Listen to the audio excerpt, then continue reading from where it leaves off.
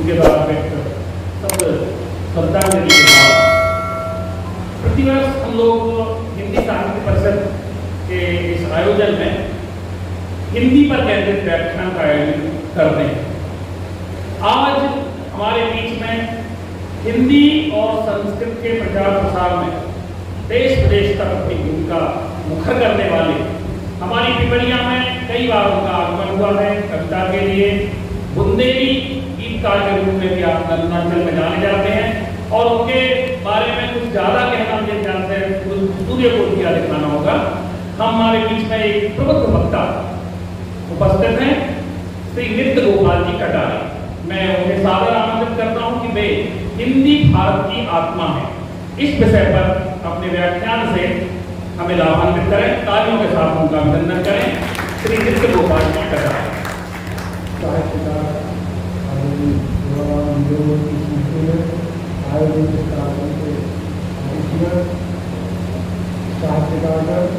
और हिंदी दिवस को मनाने के ऊपर प्रक्रिया है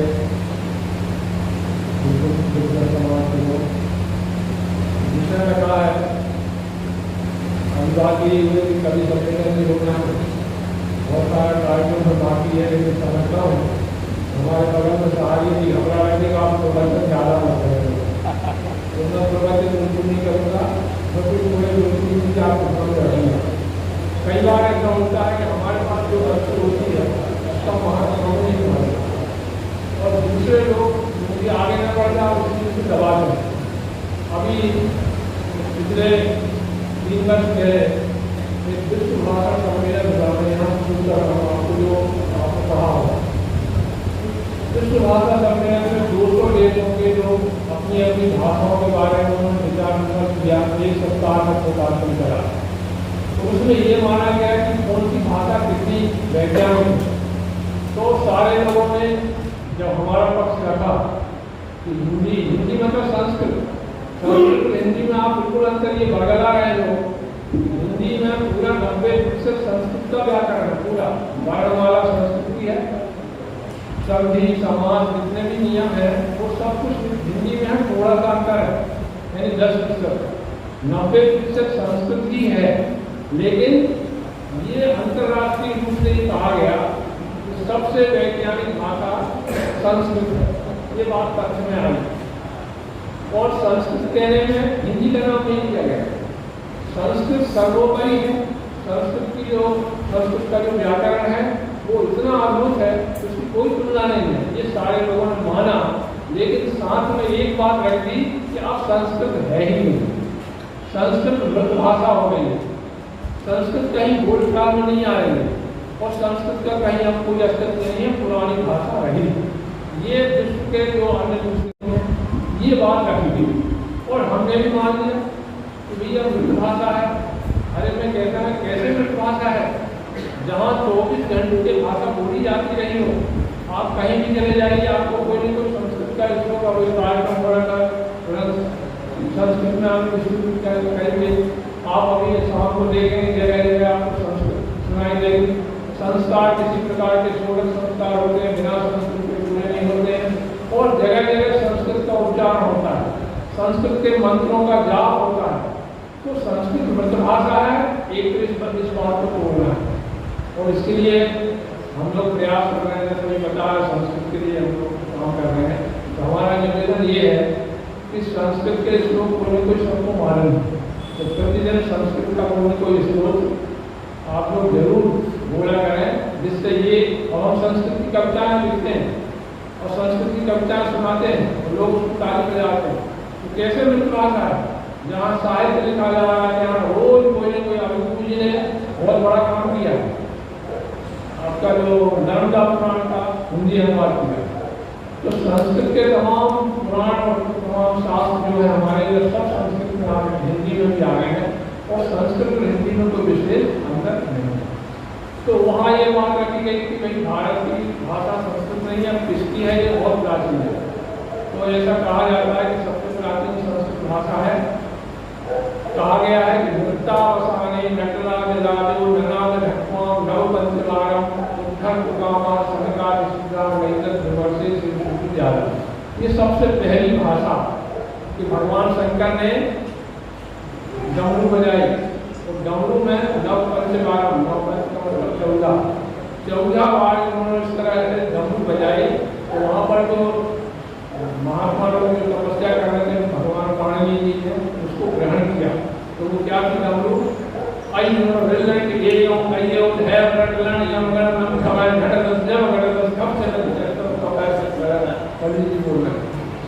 तो ये क्या है? ये वर्णमाला है, ये संस्कृत की वर्णमाला है और यही हिंदी की वर्णमाला। अंतर क्या है? हमारे यहाँ देखिए वैज्ञानिकता की बात होती है कि वैज्ञानिक भाषा, जैसे अंग्रेजी को अपन ले लेते हैं क्योंकि सब लोग जानते हैं। अंग्रेजी की भाषा में आपका जो वर्णमाला है 126 है, सबसे कम अपने पास को संस्कृत में 64 अक्षर है, बाकी 52 हिंदी में भी है। तो इसमें अक्षर लिखेंगे तब उच्चारण होगा। अब डब्लू, अब बच्चे को पढ़ाते हैं डब्लू, जब वो कहीं आवाज में शब्द में ना आएगा तो डब्लू कहीं नहीं आएगा। अब एच में एच और यहाँ हा का उच्चारण करना, वहाँ एच बोल रहे और यहाँ हा बोल रहे। तो ऐसा संस्कृत में नहीं है। संस्कृत में अ मतलब अ, इसमें कहीं कोई अंतर नहीं आएगा। तो इसकी जो वर्णमाला है वो देखिए आप, इतनी वैज्ञानिक में वो बता रहा हूँ। अंग्रेजी में बोलते हैं अपन ए निकलता है कहाँ से? गले से निकलता है ए, और बी निकलता है और से, मतलब गले के बाद आ रहा है और ऊपर निकलता है सी निकलता है तालव्य से, ऊपर डी निकलता है मूलधन से डाटा, और फिर पापा वापा। लेकिन हमारे हिंदी में या संस्कृत में एक ही बात बात करना है, गले से निकलने शुरू होगा। तो देखिए आप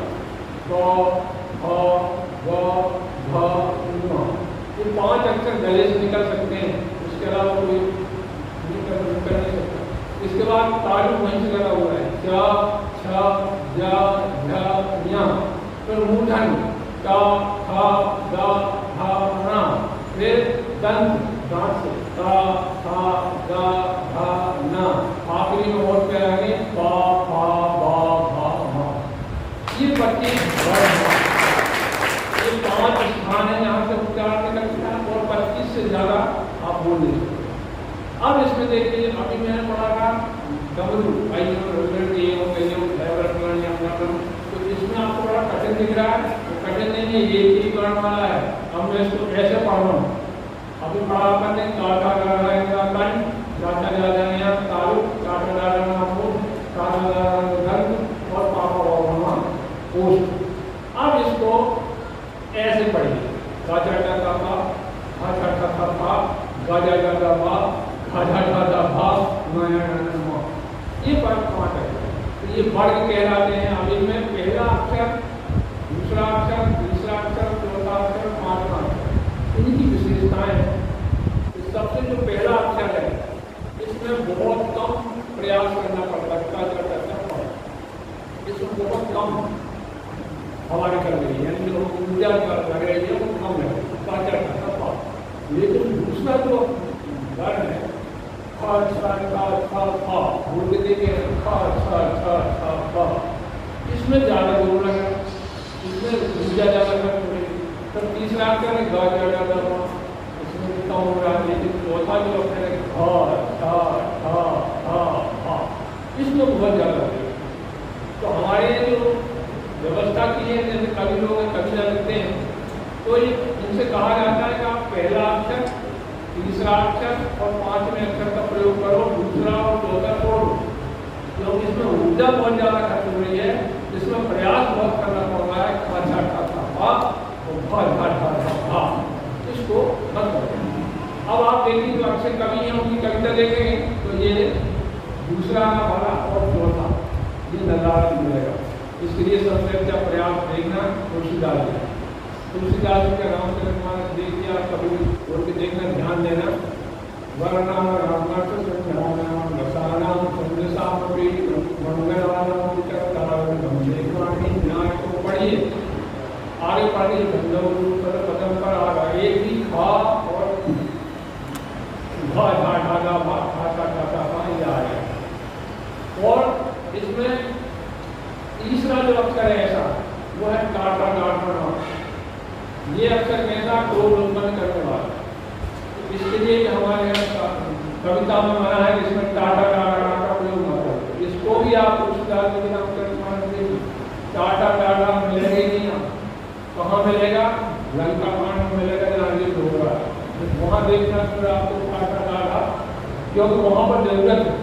जहाँ युद्ध करना है और जोश लाना है तो वहाँ टाटा टाटा का प्रयोग करना है। तो इस प्रकार हमारी जो भाषा है, संस्कृत माने हिंदी, हिंदी में वो सब चीजें वही बढ़ा है। जैसे आप कहोगे आप 25 अक्षर पढ़े, बाद में और भी है, सा सा सा और इच्छा कर, ये क्या है, यावाराला। तो ये देखा कि मुख्य तो 5 हैं, लेकिन जरा सा भी अंतर आ रहा है कि हम लिखें कुछ और बोलें कुछ, तो वहाँ ऐसा नहीं चलेगा, वहाँ अलग अक्षर बनाया गया। जैसे ई और आ, ई और आ को आप जल्दी पढ़ें तो अपने आप हो जाएगा इया। ई आ इसको जल्दी पढ़ेंगे तो अपने आप हो जाएगा किया। ऊ के बाद आप पढ़ेंगे वा, या वा रा, ये अंतस्थ वर्ण कहलाते हैं, क्योंकि जब हम उनको जल्दी पढ़ेंगे तो उनके पास पास आ जाएंगे। ई के बाद आ किया, उनके बाद आ हुआ, है ना, ऋण के बाद आ रा, ऋण के बाद आ रा, या वा रा, ये अंतस्थ वर्ण है, विशेष बल शक्ति उत्पन्न होते हैं। इसी प्रकार सा का उच्चारण शिक्षक लोग बैठे, सा का उच्चारण 3 जगह होता है, नाम से अलग होता है सा, और तारक से अलग होगा श, और मूलधन से होगा श। तो जरा सा भी अंतर आ रहा है बोलने में, तो वहाँ अलग वर्ण की व्यवस्था की। तो ये देखा कि हमें अपने विचार व्यक्त करने के लिए जितनी आवश्यकता है, तो संस्कृत भाषा में एक तो कम से कम ऊर्जा खर्च होगी और अपना विचार व्यक्त करेंगे, और इतनी वैज्ञानिकता होने के बाद उच्चारण के हिसाब से क्या करना पड़ा। इस तरह के हमारे पास जो मंत्र बनाए गए प्राचीन काल में, हमारे ऋषि मुनियों ने मंत्रों की रचना की। तो मंत्र कोई साधारण बात नहीं है। मंत्रों की रचना करने में ध्वनियों को अच्छी तरह से देखा है कि कैसे कैसे ध्वनियों को पास लाया जाए, किस तरह मिलाया जाए, तो उसमें एक नवीन ऊर्जा उत्पन्न होती है। तो आज आपके समय में जो बड़े बड़े मंत्र हैं, हमारे ऋषियों ने विज्ञान का जो कार्य किया है, तो विज्ञान को उन्होंने यहाँ छोड़ा। पृथ्वी, जल, तेज, वायु, आकाश, ये 5 तत्व हैं, आप सभी जानते हैं। वैज्ञानिक इस समय अपने यहाँ के ज़्यादा काम काज में हो रहा है, पृथ्वी में हो रहा है। पृथ्वी में सारे कार्य कर रहे हैं, लेकिन हमारे ऋषि मुनियों ने सारे पृथ्वी की चीज़ों को एक तरफ रख दिया। वो एक झोपड़ी जो पत्ते होते थे उसमें रहते थे, और इसका वैज्ञानिक प्रयोग उन्होंने नहीं किया पृथ्वी का। फिर पृथ्वी के बाद आपका जल, जल का प्रयोग भी उन्होंने विज्ञान के लिए नहीं किया, क्योंकि इसमें ज़्यादा ऊर्जा खर्च होती है। इसके बाद सौर ऊर्जा की बात कर रही है, तो सौर ऊर्जा का बहुत उपयोग हो रहा है, लेकिन ऋषियों ने उसको भी छोड़ा। फिर वायु ऊर्जा, अब सबसे ज़्यादा वायु ऊर्जा की हो रही है अपने यहाँ विज्ञान के द्वारा, लेकिन उन्होंने इसको भी छोड़ा। तो उन्होंने काम कहाँ किया, शब्द का, आकाश तत्व, आकाश तत्व का शब्द आकाश। इसमें कोई ऊर्जा आपकी जितनी खर्च करेंगे, इसका कभी दुरुपयोग नहीं होगा, इसमें कोई नुकसान नहीं होगा। और इसलिए उन्होंने किसी कोई भी बड़ा बड़ा ऋषि हुआ है, उसमें मंत्रों की रचना की। शुक्राचार्य भी बहुत बड़े वैज्ञानिक संत थे, ऋषि थे, उनके शिष्य थे राक्षस लोग। तो राक्षस के पास गए, बोले महाराज देवताओं से हमारी लड़ाई होती है, तो ये अमृत पी चुके, तो लड़ाई कितनी हो कि अमृत पी चुके, ये तो मरते नहीं, और ये हम जीतते हमें, लेकिन एक आध लोग मार जाते हैं। तो धीरे धीरे करके हमारी संख्या कम हो रही है और देवताओं को कुछ नहीं हो। तो शुक्राचार्य ने कहा कि हम बताते हैं। उन्होंने संजीवनी, मृत संजीवनी नाम का एक मंत्र है, वो तैयार किया, मुर्गा आदमी की जिंदा। बोले तुम कितने बदला, हम जाने खड़े सबको कम करते हैं। तो ऐसे तमाम ऋषियों ने अलग अलग प्रकार के जो विज्ञान के प्रयोग हैं, वो शब्दों के द्वारा किए गए।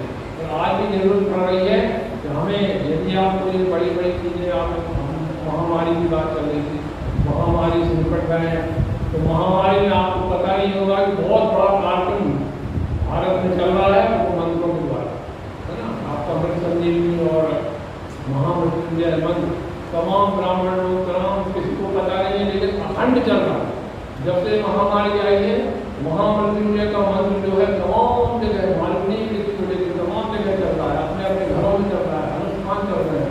और मैं मानता हूँ कि जैसे अभी तीसरी लहर की बात हो रही है, यानी भगवान हमको बचाएगा तो मंत्रों के पास बचाए, जो मंत्रों की रचना है इसमें। इसका विज्ञान काम नहीं कर पा रहा है, लेकिन कुछ दिनों बाद इसको विज्ञान करके काम होगा। ऊर्जा अभी हरिद्वार में गायत्री परिवार के द्वारा एक प्रयोग किया जा रहा है, उसको हम लोग को मंत्र बोलते हैं, लाइट जलता है। उन्होंने करके दिखा कि ये मंत्र लिखा हुआ है, अब आप शुद्ध उस मंत्र का उच्चार करो तो बराबर लाइट जलता है। यदि आप गलत बोलोगे तो नहीं है। तो ये प्रयोग अभी चल रहे हैं, ध्वनि के प्रयोग, शब्दों के प्रयोग, और इससे हम आगे हमारा भारत फिर से जाएगा बहुत जल्दी। और इसलिए मैं भागीरथी की बात का ध्यान रखते हुए यही अपने